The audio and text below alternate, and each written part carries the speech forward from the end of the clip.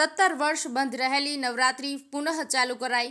શંખેશ્વર યાત્રાધામમાં 17 વર્ષ બાદ નવરાત્રીનું પુનરુત્થાન। આનંદ બજાર નવરાત્રી મહોત્સવ 2025 ભવ્ય રીતે શરૂ। પાટણ જિલ્લાના શંખેશ્વર યાત્રાધામ ખાતે છેલ્લા 17 વર્ષથી બંધ રહેલી નવરાત્રી ફરીથી ગ્રામજનોના સહયોગથી જીવંત થઈ છે। શંખેશ્વર નવનિર્માણ ગ્રુપ દ્વારા આનંદ બજાર નવરાત્રી મહોત્સવ 2025નું ભવ્ય આયોજન કરવામાં આવ્યું છે। ગામના એક જ ચાચર ચોક ખાતે સમગ્ર શંખેશ્વર ગ્રામજનોએ એકતા સાથે માતાજીની ભવ્ય આરાધના કરી અને અવનવી વેશભૂષામાં ખેલૈયાઓએ રાસ ગરબા રમ્યા હતા। કાર્યક્રમ દરમિયાન શહીદ જવાનોને યાદ કરીને ખેલૈયાઓએ દુનિયાના વીરોના લીલા બલિદાનોમાં ભભૂક્યા કસુંબીનો રંગ સાથે દેશ પ્રેમનો સંદેશ આપ્યો હતો।